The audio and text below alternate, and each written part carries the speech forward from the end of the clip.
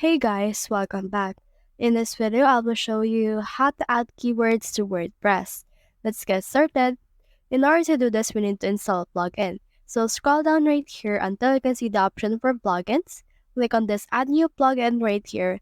And then once you have done that, it will show you the plugin marketplace of WordPress itself. So what you can do is we can click on the search bar, search in here for Use SEO.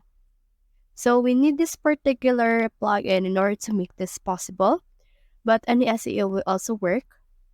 Now in here, you can see this Yoast SEO. Make sure to install this. As you can see, mine has been installed and it's already been active. Once you have installed this, just head over to any posts or pages that you want to add a keyword into. So let's head over to my post. And then onto my post right here, let's head over and edit this dog post.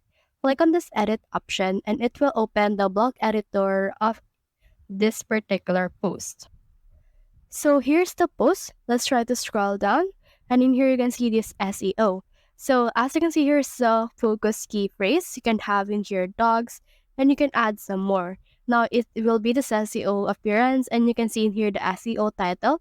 So you just need to head over and add in here a SEO title for this one. For example, let's add in here dogs.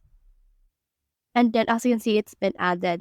You can also add meta description, and in here you can see this related key phrase. So you can try to click on this one in order to add this, but this actually costs a subscription to SEO, Yoast SEO itself in order to add key phrases.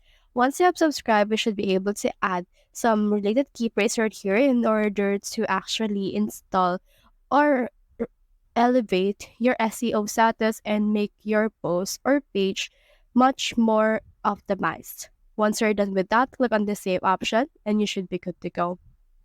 So that's the whole process. If you have found this video helpful, simply leave a like or subscribe because it helps reach more people. See you soon.